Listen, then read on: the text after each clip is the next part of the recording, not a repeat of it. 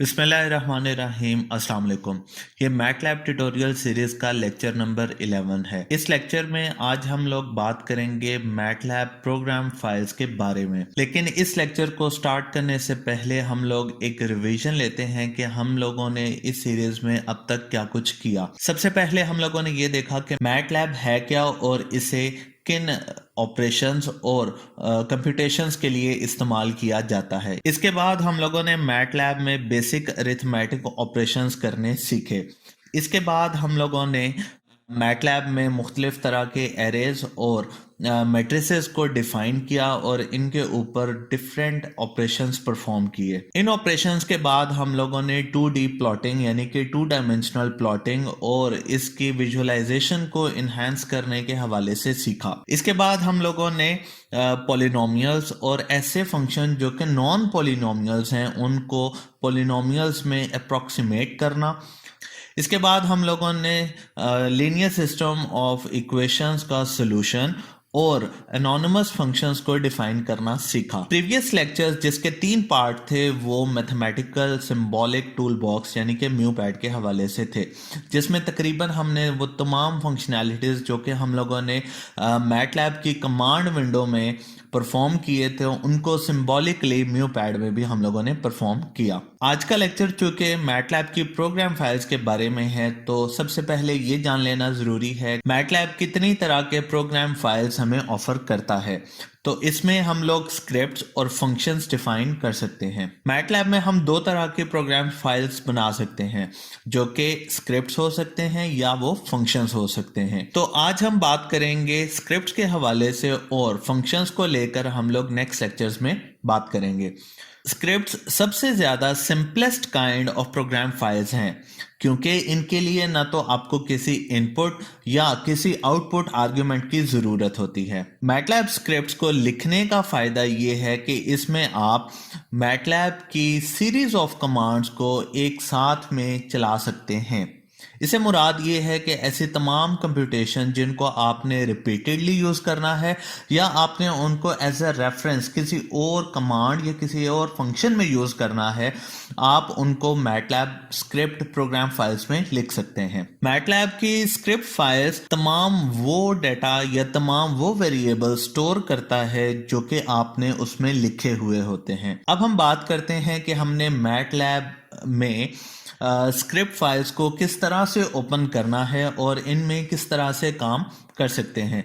लेकिन उसमें जाने से पहले हम लोग कंपैरिजन के लिए दोबारा से कमांड विंडो में काम करते हैं और आप फ़र्क देखिएगा कि हम लोग इसको बुनियादी तौर पर इस्तेमाल क्यों करते हैं। तो जैसे कि हम लोग फेमिलियर हैं कि अगर कमांड विंडो में हम कोई सी भी कमांड लिखते हैं तो वो उससे 1 line at a time execute करता है। इससे मुराद ये है कि अगर मैं a एक वेरिएबल है उसको मैं =5 रखता हूं तो जैसे ही मैं एंटर प्रेस करूंगा ये a को एग्जीक्यूट कर देगा और वर्क स्पेस में a वेरिएबल में 5 वैल्यू स्टोर कर देगा। तो जैसे कि आप लोग देख रहे हैं इसने वर्क स्पेस में मेरे पास a वेरिएबल को स्टोर कर दिया जिसमें 5 वैल्यू मौजूद है। अगर मुझे अब इस नंबर का स्क्वायर लेना है तो उसके लिए लेट से मैं एक वेरिएबल x रख लेता हूं तो x = a और स्क्वायर। तो जैसे ही मैं इस कमांड को एग्जीक्यूट करूंगा ये मुझे a का स्क्वायर दे देगा यानी कि 25। तो आप लोगों ने देखा कि मैटलैब की कमांड विंडो में जब भी हम कोई भी एक ऑपरेशन लिखते हैं तो उसे 1 line at a time execute करता है। इसी वजह से हम लोग मैटलैब स्क्रिप्ट्स का इस्तेमाल करते हैं ताकि हमारी कलेक्शन ऑफ कमांड्स एक साथ में एग्जीक्यूट हो जाएं। तो उसके लिए हम लोग मैटलैब एनवायरनमेंट में लेफ्ट टॉप के ऊपर देखेंगे तो हमें न्यू स्क्रिप्ट के हवाले से एक बटन नज़र आएगा। हमने इसके ऊपर क्लिक करना है तो ये एक ब्लैंक स्क्रिप्ट ओपन कर देगा। आप इसके लिए Ctrl+N की शॉर्टकट कमांड का इस्तेमाल भी कर सकते हैं। तो मैं इसको प्रेस करता हूं, इससे मेरे पास एक नई विंडो ओपन हो जाएगी और अगर आप इसके टाइटल में देखें तो आपको एडिटर हाइफन और अनटाइटल्ड लिखा हुआ नजर आ रहा है। बेसिकली जब भी आप किसी मैटलैब का स्क्रिप्ट बनाने की कोशिश करते हैं तो उसे बाय डिफॉल्ट अनटाइटल्ड नेम के साथ रखता है। इसमें आप लोगों ने ये ध्यान रखना है कि आप जब भी किसी फाइल को एग्जीक्यूट करना चाहें या किसी भी स्क्रिप्ट को रन करना चाहें तो सबसे पहले आप उसे किसी एक फाइल नेम में सेव कर लें। लेकिन फाइल नेम के हवाले से ये बात जान लेना ज़रूरी है कि फाइल नेम मैटलैब का कोई भी बिल्ट इन फंक्शन नेम नहीं होना चाहिए, अदरवाइज वो आपकी फाइल को सेव नहीं करेगा। तो अब हम लोग बात करते हैं कि इस एडिटर में हम लोगों ने अपनी फाइल्स को किस तरह से सेव करना है। जैसे कि हम लोग किसी भी एडिटर में कुछ भी एंटर करते हैं, बिल्कुल इसी तरह से मैं इस एडिटर में भी लिखना शुरू करता हूं और मैं यहाँ पर a=5 और मैंने सेमी कॉलन का इस्तेमाल कर लिया ताकि मुझे यहाँ पर इसका रिजल्ट डिस्प्ले ना हो। अब चूंकि आप लोग देख रहे हैं कि इस अनटाइटल्ड के साथ में एक स्टैटिक अपीयर हो चुका है, यानी कि मैंने जो कुछ इस एडिटर में अभी तक लिखा है वो अनसेव्ड है। तो उसके लिए मैं इसको सेव कर सकता हूं। तो मैं इसको सेव के ऊपर क्लिक करता हूं तो ये मुझे पूछेगा कि मैंने अपनी फाइल्स को कहाँ पे सेव करना है। लेट से मैं इसको डेस्कटॉप पे सेव कर लेता हूँ और इसका नाम लेट से मैं ट्यूटोरियल रख देता हूँ। तो आप लोग देखें कि इसकी जो टाइप है वो है मैटलैब कोड फाइल, यानी कि .m में ये इसको सेव करेगा। तो मैं इसको सेव कर लेता हूँ। अब इसके बाद मैं हर दफ़ा Ctrl+S का इस्तेमाल करते हुए अपनी अनसेव्ड लाइंस को सेव करता जाऊंगा।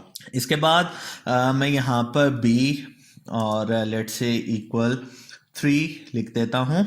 अब लेट से मैं ये मान लेता हूँ कि जो a है ये बेसिकली किसी स्क्वायर का लेंथ है, तो मैं उसका एरिया फाइंड आउट करना चाहता हूं। तो उसके लिए अब मैं क्या करूंगा, उसके लिए मैं एक नया वेरिएबल लेट से एरिया ऑफ अ स्क्वायर के हवाले से तो मैं अंडरस्कोर स्क्वायर कर देता हूं, SQR कर देता हूं, यानी कि एरिया ऑफ स्क्वायर के लिए मैंने एक नया वेरिएबल बना लिया और इसको मैं सेव कर देता हूं a²।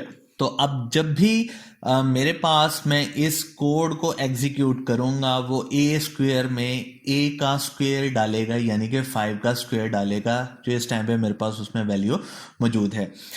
तो इसके साथ साथ मैं यहाँ पर अगर मैं चाहूँ तो मैं किसी रेक्टेंगल का एरिया भी फाइंड कर सकता हूं। तो उसके लिए मैं लेट से लिख लेता हूं एरिया अंडरस्कोर और REC कर देता हूं ताकि स्क्वायर और रेक्टेंगल के वेरिएबल्स फ़र्क हो जाएं। तो उसके लिए चूंकि हमारे पास लेंथ इंटू विड्थ तो होता है, b को लेट से मैं विड्थ मान लेता हूं तो ये आ जाएगा a इंटू b।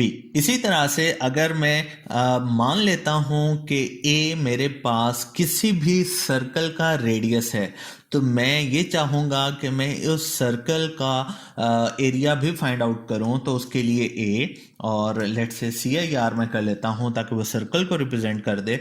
तो मेरे पास वो फॉर्मूला होता है πr², यानी कि r रेडियस। तो यहाँ पर चूंकि मेरे पास रेडियस a की शक्ल में है तो मैं लिख लेता हूँ पाई इंटू और ब्रैकेट का इस्तेमाल करूंगा और इसके दरमियान में लिख लेता हूँ a²। तो πr² यानी कि रेडियस का स्क्वायर। तो रेडियस मेरे पास a है तो मैंने यहाँ पर उसका इस्तेमाल कर लिया। इसी तरह से मैं a का सर्कमफ्रेंस भी कैलकुलेट करना चाहता हूँ। तो सर्कमफ्रेंस के लिए लेट से मैं सर्कम और इसके लिए मैं सर्कल लिख देता हूँ ताकि मेरे वेरिएबल्स डिस्टिंग्विश हो सकें। इसके बाद चूंकि मेरे पास सर्कमफ्रेंस ऑफ अ सर्कल के लिए फॉर्मूला है 2πr और r रेडियस है, यहाँ पर वो मेरे पास a है। तो 2 इंटू पाई इंटू r। तो अब अगर आप लोग देखें तो इस फाइल को अगर मैं सेव कर लेता हूं तो मेरे पास दो वेरिएबल्स ऐसे हैं जिनमें मैंने अपनी न्यूमेरिक वैल्यू स्टोर की। मेरे 4 वेरिएबल्स ऐसे हैं जिनमें कोई सी भी कंप्यूटेशन परफॉर्म होगी। दिखने में ये कोड आपको शायद रीडेबिलिटी में कुछ मसाइल दे रहा हो जिसको अभी हम इसी लेक्चर में डिस्कस करेंगे, लेकिन उस पे जाने से पहले अब हमने इन लाइन ऑफ कोड्स को, यानी कि ये 6 लाइंस जो मैंने लिखी हैं, इनको मुझे एग्जीक्यूट करना है। तो उसके लिए मैं क्या कर सकता हूं, मेरे पास अगर आप लोग देखें तो इसी एडिटर में आप लोगों को यहाँ पर एक रन का बटन नजर आएगा। आपने इस रन के बटन के ऊपर क्लिक करना है या कीबोर्ड से आप F5 का इस्तेमाल कर सकते हैं। तो जैसे ही मैं इसे रन करूँगा, आपके पास यहाँ पर वो तमाम कमांड्स जो कि मैंने अपने एडिटर में लिखी हैं वो जनरेट कर देगा, लेकिन वो सारी जनरेट होंगी आपके पास कमांड विंडो में। अब चूंकि मैंने तमाम जितने भी एग्जीक्यूट होने वाली कमांड्स हैं उनके आगे सेमीकोलंस को लगा दिया है, इस वजह से उसने कोई सभी रिजल्ट मेरे पास कमांड विंडो में डिस्प्ले नहीं किया। लेकिन अगर मैं इसी विंडो को मिनिमाइज करूं तो ये तमाम वैल्यूज़ मेरे पास वर्क स्पेस में मौजूद हैं, यानी कि A_CIR, A_REC और बाकी जितने भी मैंने कमांड्स रन की वो मेरे पास वर्क स्पेस में आ गई। तो अब हम लोग इनको कमांड विंडो में भी डिस्प्ले कर लेते हैं, और इसके लिए मैं तमाम में से सेमीकोलन को ख़त्म कर देता हूं। तो अब आप लोग अगर देखें तो इसको मैं सेव करता हूं और इसके बाद मैं इसको रन के ऊपर दोबारा क्लिक करता हूं, तो इसने मुझे यहाँ पर तमाम 4 फंक्शंस हम लोगों ने डिफाइन किए, उनके रिजल्ट्स मेरे पास जनरेट कर दिए। अब बात करते हैं कि अगर हमारे एडिटर में आने वाले जो तमाम लाइन ऑफ कोड्स हैं उनकी रीडेबिलिटी को इंक्रीज करना हो, यानी रीडेबिलिटी से मुराद ये है कि ये कोड मैंने तो लिख दिया लेकिन किसी पढ़ने वाले के लिए इसमें बहुत सारी मुश्किलात होंगी, तो उसको इंक्रीज करने के लिए मैं यहाँ पर इस्तेमाल करूँगा कमेंट्स। कमेंट्स के लिए अगर आप लोग देखें तो मैं इस विंडो को मैक्सिमाइज कर लेता हूं। आप लोगों के पास यहाँ पर एडिट बटन में अगर आप लोग देखें तो आपको एक चीज़ कमेंट में नज़र आ रही होगी। कमेंट बेसिकली वो तमाम लाइंस होती हैं जिनको हम लोग एडिटर में लिखते हैं, लेकिन वो ना तो एग्जीक्यूट होती हैं, ना वो एग्जीक्यूशन टाइम लेती हैं, और ना ही वो कमांड विंडो में डिस्प्ले होंगी, और ना ही वो वर्क स्पेस में सेव होंगी। तो मैं यहाँ पर अपने कमेंट्स लिख लेता हूँ। कमेंट्स लिखने का नहायत आसान तरीका ये है कि आपने स्टार्ट करना है परसेंटेज सिंबल से। परसेंटेज सिंबल के बाद आने वाले तमाम करेक्टर्स, चाहे वो कोड है या चाहे वो इंग्लिश अल्फ़ाबेट में लिखी हुई कोई फ्रेज़ या सेंटेंस है, वो ग्रीन में हो जाएगा। तो मुराद ये है कि वो अब एक कमेंट है। तो मुझे A=5 एज ए कमेंट नहीं चाहिए, तो मैं इसको एंटर करता हूँ और यहाँ पे लिख लेता हूँ let's say length of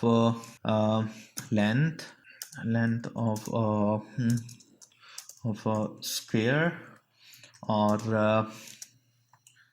rectangle और रेडियस ऑफ सर्कल। तो अब इससे ये पता लग सकता है किसी भी पढ़ने वाले को कि मैंने ए वेरिएबल में लेंथ रखा है या किसी भी रेडियस का सर्कल में उसको कंप्यूट कर रहा हूँ।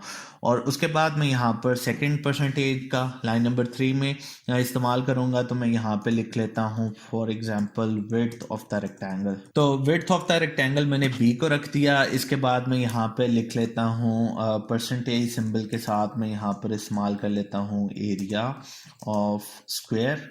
और इसी तरह से मैं यहाँ पर जल्दी जल्दी लिख लेता हूँ लेट्स से।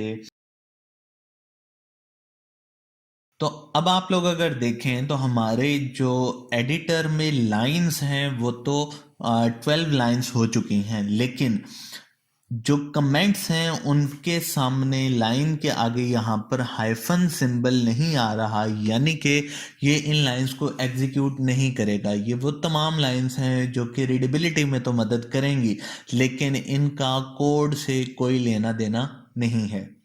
तो ये है आज का हमारा लेक्चर जिसमें हम लोगों ने मैटलैब प्रोग्राम फाइल्स में स्क्रिप्ट्स को बनाना सीखा। हम इस तरह के कॉम्प्लेक्स स्क्रिप्ट्स भी बना सकते हैं और हम इन स्क्रिप्ट्स को लेकर मुख्तलिफ जगह पर अपनी कंप्यूटेशन में यूज़ कर सकते हैं। Thank you so much.